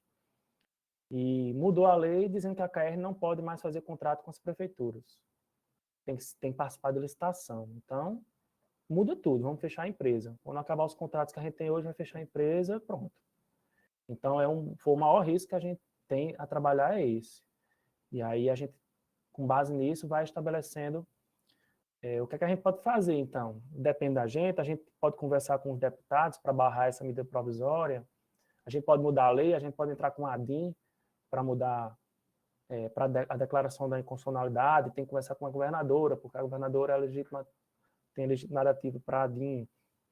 Então, vai ser esse caminho, vai ser uma declaração de inconstitucionalidade incidental nos processos mesmo, a gente vai litigar contra os municípios, a gente vai facilitar a criação de regiões metropolitanas para mudar a titularidade. Então, a gente sempre trabalha antes do problema chegar, né? Então, antes da lei ser aprovada, em julho do ano passado, a gente já tinha todo esse planejamento vindo já de outros anos, e a gente já sabia exatamente o que a gente tinha que fazer. Então, quando a lei veio, foi feito um trabalho, o Estado criou uma lei complementar estadual criando as micro-regiões de saneamento, e as micro-regiões de saneamento fizeram as primeiras reuniões e fizeram uma decisão em relação a esses contratos. Então, a gente não pode esperar o problema chegar, a gente tem que fazer esse planejamento antes. Então, a gente vai fechar. E aí? Como é que a gente faz? Então, a gente não pode fazer concurso público, porque se a gente vai acabar os contratos, então, se a gente não souber disso, a gente vai fazendo concurso público, vai assumindo compromissos que a gente não pode, vai dar um aumento lá para a categoria que não pode arcar com isso. Então, é bem importante esse saber onde está pisando, né? E saber o que precisa ser feito quando ocorrer. Não é só para mitigar, é o que fazer se ocorrer o problema. Se a lei virar lei lá, se o projeto virar lei, o que é que a gente faz? Já tem exatamente o que precisa fazer. Vamos trabalhar com o resíduo sólido, vamos mudar o estatuto, vamos mudar a lei da CAERN, vamos participar de licitações. Para participar de licitação, o que é que a gente precisa fazer? Então, é esse trabalho que ele é feito exatamente com a gestão de riscos. Que são aquelas linhas de defesa, e aqui a gente seleciona dentro dos riscos quais são os principais. O risco de conjuntura, regulatório. Nós tivemos agora a criação da ANA para saneamento, a Agência Nacional de Águas agora é a Agência Nacional de Águas e Saneamento. Riscos gerenciais, jurídicos, a questão da LGPD, falha de segurança da informação, entre outras coisas. Aí a gente pega cada risco desse e monta um plano de ação. E é aquele segundo trabalho que eu disse a vocês que a gente faz. Então, por exemplo, a gente tinha problemas de risco gerencial. Então, nós fizemos um projeto de reestruturação gerencial. Um problema lá de compras. A gente fez um projeto de qualidade e eficiência na gestão de ativos, na gestão de compras, na área da LGPD, um novo planejamento estratégico, melhorias na comunicação institucional. Então, é esse momento que a gente vai vendo, por exemplo, que as áreas de controle são importantes para dar resposta a esses riscos. Geralmente, quando a gente não tem muita verba para investir, então a gente tem um problema, digamos, de hora extra, está pagando muita hora extra. O que é que a gente pode fazer, então, para mitigar? Então, vai ter sempre treinamento. Treinamento é uma coisa que sempre vai mitigar risco, porque é preventivo. Aumentar controle interno. Então, eu vou aumentar as ferramentas de controle, fazer checklist, vou implantar um ponto eletrônico. A gente também faz um trabalho linkado aí com a gestão de risco, a conformidade e a auditoria interna e os controles internos. Então, todo mundo se conversa naquela comissão de governança. O auditor interno vai fazer o plano de auditoria interno, o PAINT dele, baseado no meu diagnóstico de gestão de risco. A alta administração faz o planejamento anual dos objetivos, das metas e resultados baseado na gestão de risco. O orçamento é feito baseado nesses planejamentos. O plano de negócio é feito também. O planejamento estratégico ele é feito baseado nisso. E o plano de risco é feito baseado no planejamento estratégico. Então, é uma coisa circular, né, que vai e volta aí. Então, a gente apresenta esses projetos para a diretoria, com o cronograma de tudo que vai ser feito. Tem uma equipe dentro da assessoria que vai dar esse apoio. E passa o ano todinho no pé dessas pessoas para ser cumprido esse cronograma, né? E aí, basicamente isso, o que nós temos lá na CAERN. Essa semana, eu recebi um material de algum lugar, só para mostrar a vocês aqui, da CGE, eu acho, de Santa Catarina. Eles estão fazendo lá um trabalho do novo programa de integridade. Então, talvez eu peguei essa notícia aqui, ó, 17 de fevereiro, semana passada, por coincidência, eu recebi esse material.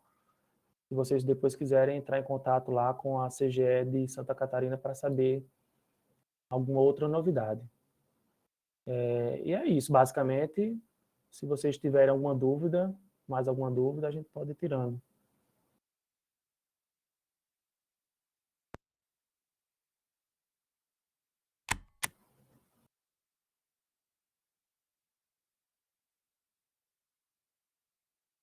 Obrigada, Daniel, pela excelente contribuição. Aqui no chat a gente não tem dúvidas, mas quem quiser perguntar, fica à vontade. Eu vou perguntar algumas coisinhas que eu fiquei na curiosidade de perguntar. Eu já tinha conhecido um pouco em uma oportunidade presencial de visitar a CAERN, no nosso projeto de pesquisa da EduCompliance.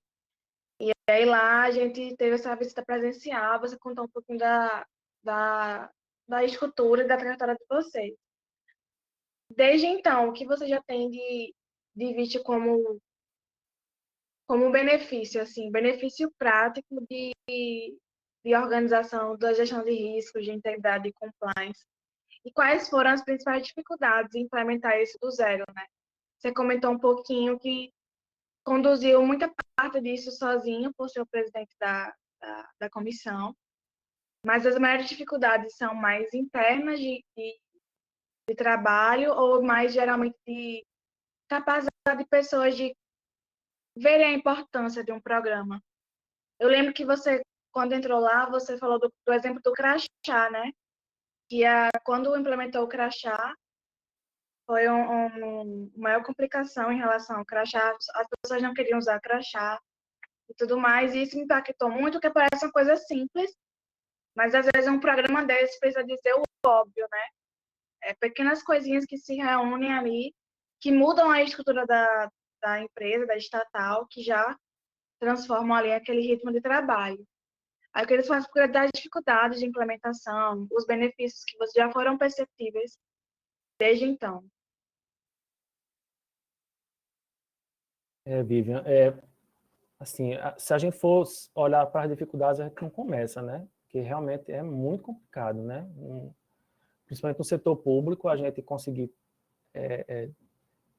se libertar de alguns dogmas, de alguns preconceitos. Então, a resistência foi muito grande e só foi feito porque a lei obrigava. A verdade foi essa.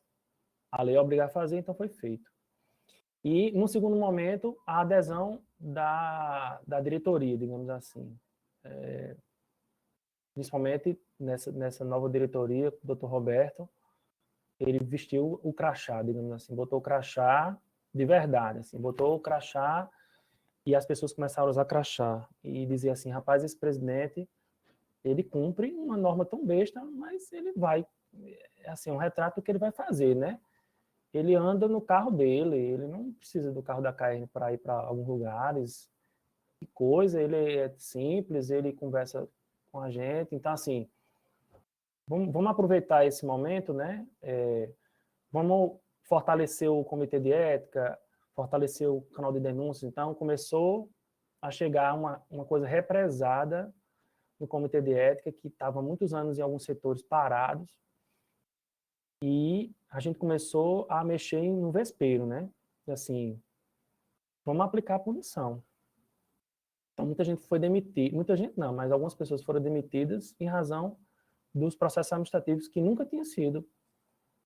Era uma impunidade que havia na CAERN, e, de certo modo, uma ingerência política nesse aspecto de eu já ter presenciado coisa de deputado ou de outro político ir lá para o processo, vamos dar 29 dias de suspensão.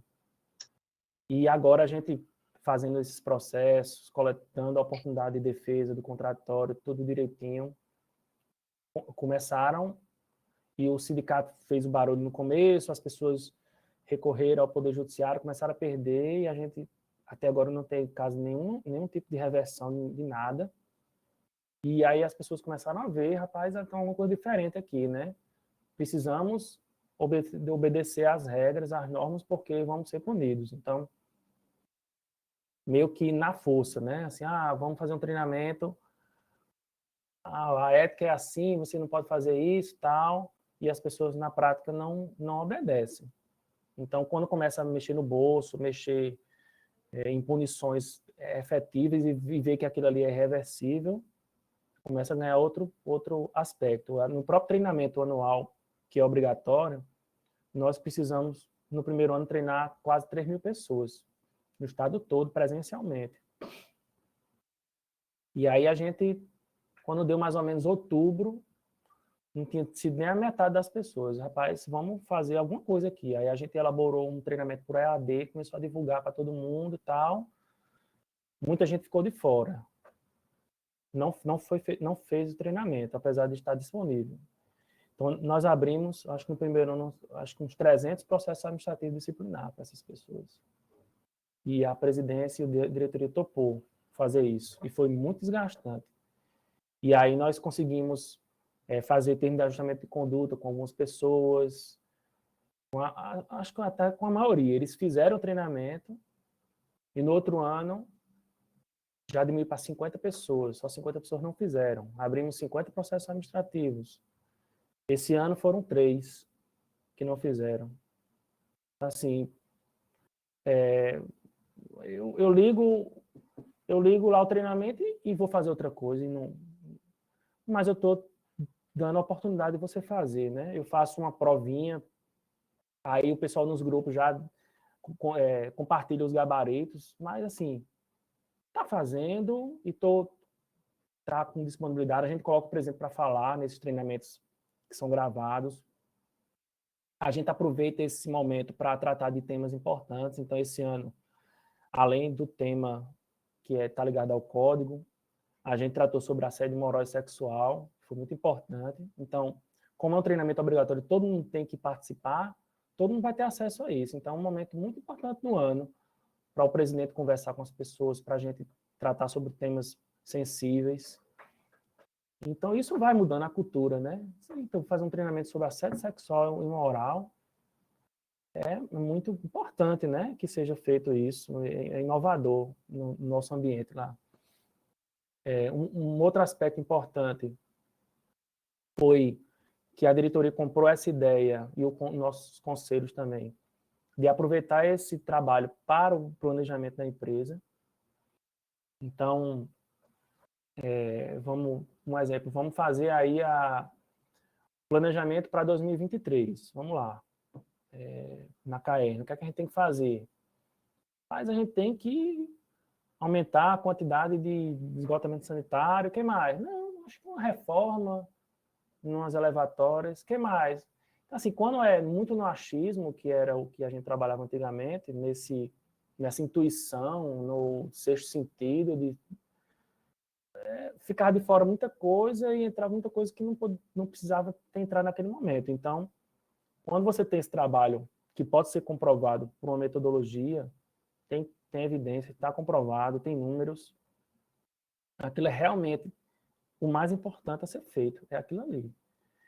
Então, o grande êxito desse trabalho vamos pegar então esse trabalho de gestão de riscos, eu tenho lá os 10 riscos mais importantes, eu já tenho todas as soluções, e vamos transformar isso em instrumentos de planejamento. Nosso plano de negócio, plano estratégico, plano de metas e resultados, o próprio participação de resultados dos empregados, e eu vou fazer um orçamento com base nisso. O que tiver fora do orçamento é porque eu estou assumindo o risco de acontecer. Então, se eu digo que tem um problema na qualidade da água de Paus Ferros e digo qual a solução, mas não tem dinheiro para fazer aquilo ali, então a empresa está assumindo o risco de ocorrer. Mas está decidindo baseado em coisas concretas, entendeu?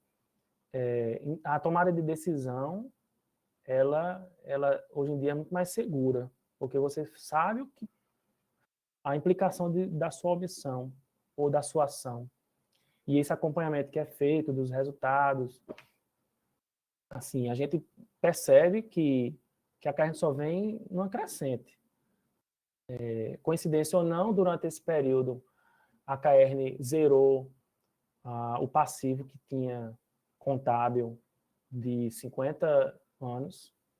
A gente conseguiu zerar. A gente aumentou o patrimônio, os nossos ativos, em mais de 100%. A gente fez distribuições de lucro que nunca tinha feito, usando já a política de distribuição de dividendos que a gente já tinha feito com regras de governança, distribuindo lucros para o Estado. O Estado recebeu dinheiro. O Estado não coloca mais R$1 na CAERN, que antigamente tinha até, na época que eu entrei para a CAERN, até para pagamento de folha, a gente era meio que dependente. Hoje em dia não é mais. Então, as pessoas começaram a usar o crachá, a respeitar as normas, a não levar filho na escola com o carro, a não desviar a gasolina, a não usar o transporte para outros fins que não para ir para o seu trabalho. Começou a saber que está sendo vigiado, está sendo controlado.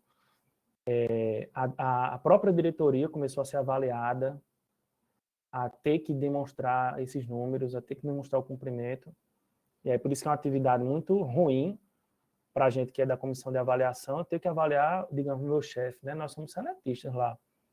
E essa diretoria tem toda a abertura de se fazer, mas no estatal é muito difícil isso, porque não existe estabilidade, né? Então, pode entrar se a governança for fraca, pode entrar uma pessoa e transformar isso num faz de conta, e colocar pessoas nessas comissões que possam aprovar tudo delas e parecer à sociedade que está tudo bem. Mas é por isso que todo esse trabalho tem esse resultado, né? Se o empregado está sendo vigiado mais, está sendo punido porque não cumpre, se o conselho de administração está sendo vigiado, está sendo pontuado, está sendo avaliado, e isso é publicado no nosso portal da transparência, então a pessoa começa a produzir mais. Então, se você observar todos os números da KR em todos os aspectos, vem sempre melhorando. Tudo. Então, faz parte de um ambiente, né? De tudo, de todas as...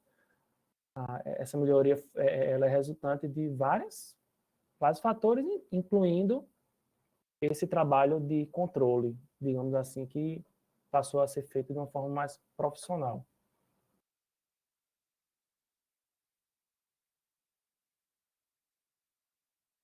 Obrigada, Daniel. Acho que queria dar uma palavra à nossa controladora adjunta, né? A Débora. Acho que ela ligou a câmera para falar, não sei.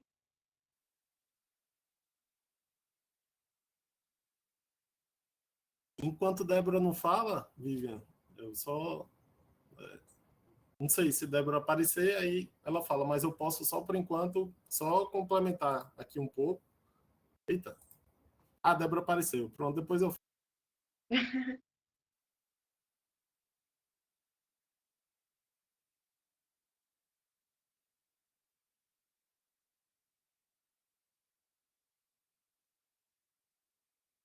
Ô, Débora, pode falar. Você vai falar, depois eu complemento.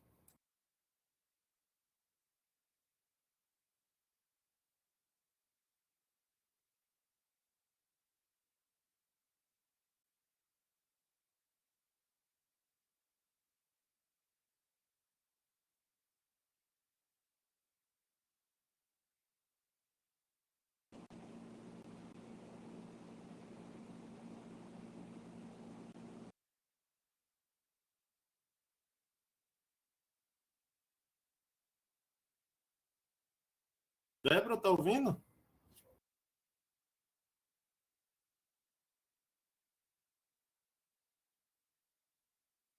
Você está com probleminha no áudio. Está conseguindo abrir?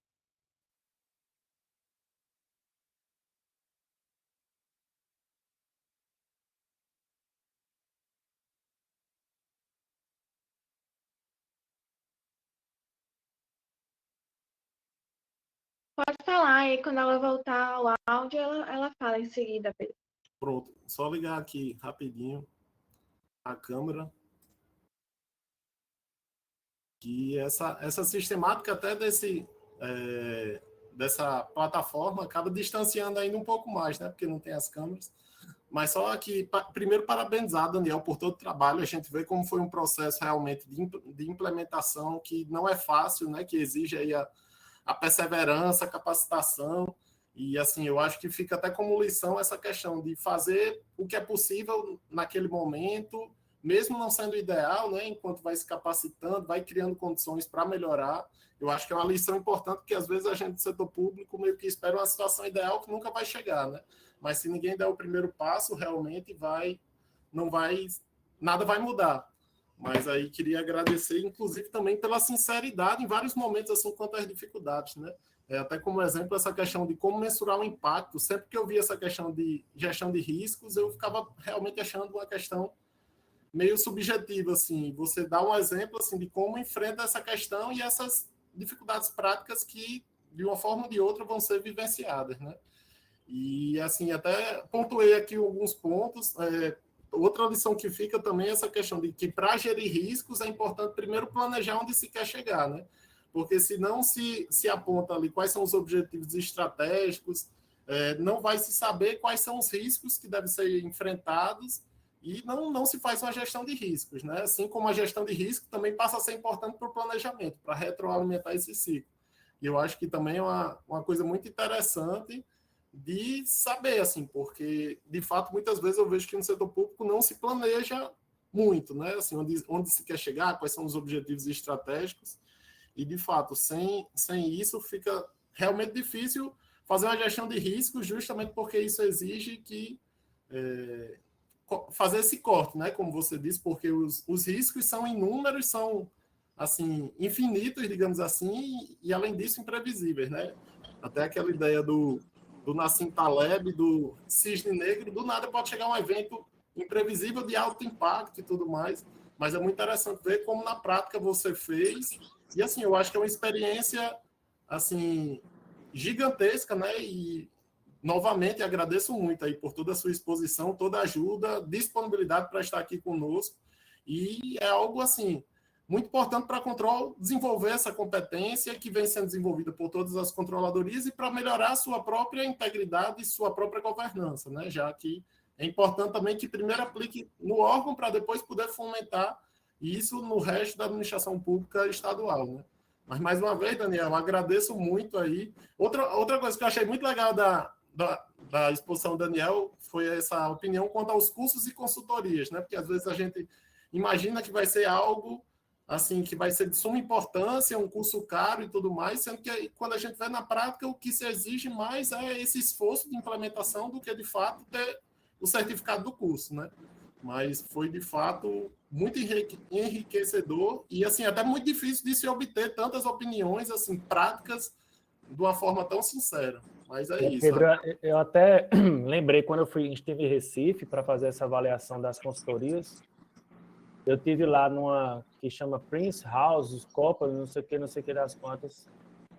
Aí me sentei na primeira reunião e um dos sócios lá disse: você já esteve em Nova York para fazer um treinamento dessa ISO? Você sabe que existe uma ISO, número tal, de Nova York, não sei o que só é em inglês. Eu falei: não, doutor, eu sou lá da Paraíba, aqui do Rio Grande do Norte, eu não tive essa oportunidade, não, de fazer nada disso, não. A gente não tem dinheiro para fazer isso, não. E aí, eles cobraram 3 milhões de reais para a gente, para fazer esse trabalho. E nós fizemos, assim, praticamente custo zero, né?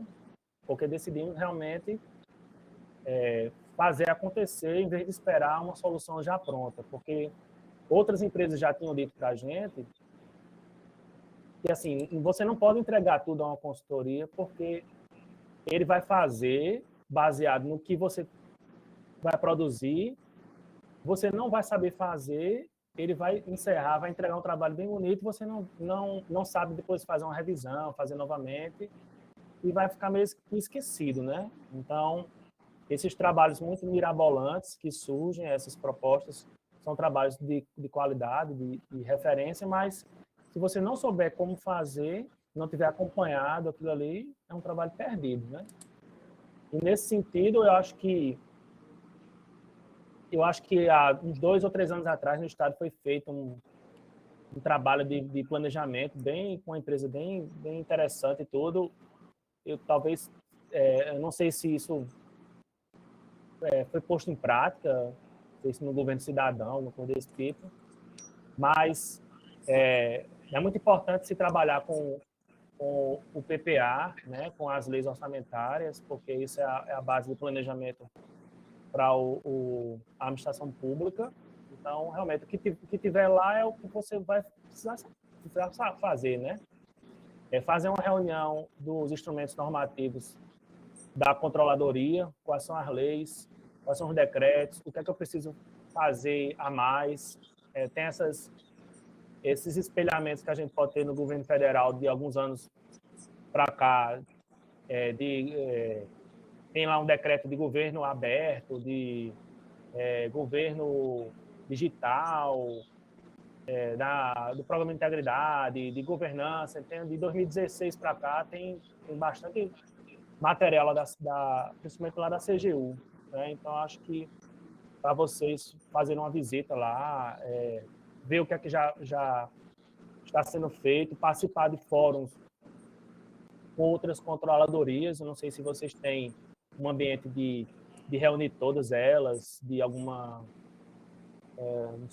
organização nesse sentido, também é bastante importante para trocar essas experiências, porque dificilmente vai ter uma coisa que a gente cria do zero, né? A gente vai sempre pegar uma coisa pronta e vai adaptar para a nossa realidade. Então, a gente não vai inventar a roda mais, né? Ela já foi inventada. Então, é bom que a gente não esteja nunca ilhado nesse sentido, sempre olhando as melhores práticas. Tá me escutando agora? Sim. Não, queria só agradecer aí, parabenizar o Daniel Lira pela excelente exposição, né? E parabenizar também Vivi e o Pedro. E dizer aí que o Maurício vai ter bastante trabalho, né? Junto com a Vivi, porque a gente vai começar do zero aqui, mas o negócio é começar, né? O primeiro passo já foi dado, que é o setor de integridade, né, que foi criado aí. E aí a gente, aqui eu e o Pedro, né, o que a gente puder ajudar aqui, que for do nosso alcance, a gente está aberto aí para implantar esse setor de integridade e ele flua, né? Eu acho que o interesse é não só para a controladoria, mas para todo o Estado, porque a gente tem que começar mesmo do nosso órgão, porque essa parte aí de compliance, de integridade, tem que começar pelo nosso órgão mesmo, para ir implantando nas secretarias, nos órgãos. Queria só agradecer, Daniel, e parabenizá-lo pela excelente exposição aí. E parabenizar a Vívia também, e o Pedro, né,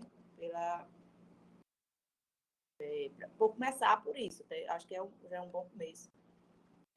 Você já passou aí bastante experiência, né, para a gente aí quanto a isso. Obrigada, para agradecer mesmo. Ok, Obrigada, Débora. Débora. Estou sempre à disposição, a KM está à disposição para ajudar no que for preciso, para vocês, se precisarem de mais algum momento como esse, ou alguma reunião mais técnica para a gente tratar sobre outros assuntos, a gente está disponível para ajudar também. Então, obrigada, Daniel, pela sua disponibilidade. Todo mundo aqui está falando aqui nos grupos que gostou muito da sua palestra. E, mais uma vez, reiterar o nosso agradecimento. Acho que Débora falou em nome da Control inteira, né? Como controladora adjunta, ela falou um pouco da nossa respeitável admiração pelo seu trabalho também. E é isso, a gente vai finalizar aqui. Muito agradeço demais.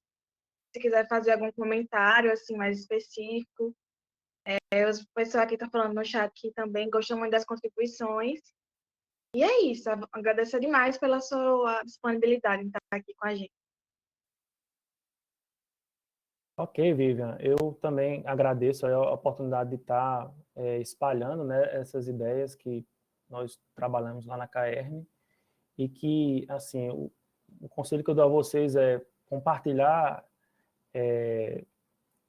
as experiências que já deram certo, é compartilhar as obrigações também com outras pessoas, não centralizar, inclusive com outros órgãos, a ouvidoria, não sei se o Estado tem uma ouvidoria centralizada, a PGE, outros órgãos, a ajuda até do Tribunal de Contas, outras pessoas, outras partes interessadas que possam colaborar com isso, né, colocar tudo numa mesa para que todos tenham essa responsabilidade e assim, começar sempre com coisas mais palpáveis. Assim, é melhor eu fazer só uma coisa do que não fazer nada. Então, ver qual é a prioridade, qual é a coisa mais fácil para começar. Então, assim, vamos a gente. Não, vamos pelo menos fazer um comitê de ética, nomear essas pessoas, e aí depois a gente se vira.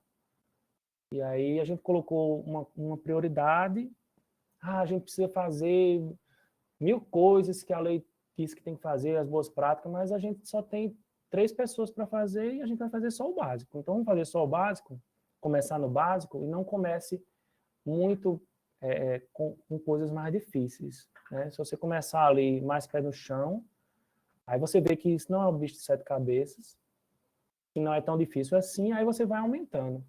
Porque às vezes a gente começa pensando alto demais, vamos fazer para implantar logo no estado todo, em todas as autarquias, em todas as secretarias. Não, como o Pedro falou, vamos começar com a gente aqui. Isso lá na OAB a gente tinha esse grupo, e com várias ideias, todo mundo com muita ideia, não sei o quê. Aí disse, mas e a OAB tem compliance? Tem não. Pois é, a gente não tem aqui, como é que a gente vai fazer dos outros? Vamos fazer o nosso? Como é aqui? Tem um código de conduta, é uma lei, é a lei de servidor público que se aplica, ou pode ter também código de conduta aqui na CGE. O que é que vai para onde isso? Quem analisa? Vamos mapear isso, vamos fazer o nosso primeiro? Vamos usar o nosso crachá primeiro, né? Para poder exigir que os outros usem. Então, acho que também é um bom caminho, né? Começar pequeno, internamente, e depois ir aumentando essa de forma gradativa dentro do planejamento para o resto do universo, né? O universo que vocês têm para trabalhar. E é isso. O que precisarem, estou à disposição. É isso. Só para reforçar também, a gente tem uma bolsista de contabilidade que está fazendo esse projeto de inovação, que é falar um pouco sobre planejamento estratégico. Então, são áreas que são interligadas e que se conversam aí também para a implementação de um programa mais robusto, né, de fato efetivo. Então, é isso. Muito obrigada, Daniel, Débora, Pedro, todo mundo aqui que estava assistindo, a Lenira, que colocou a menção aqui no chat também, Gisélia, Natan, Maurício também, pessoal aqui que eu esqueci de mencionar, mas que certamente gostaram e saíram muito felizes com a sua palestra. Então é isso, gente. Muito obrigada. Ok, pessoal. Bom dia a todos e a todas vocês. Bom dia.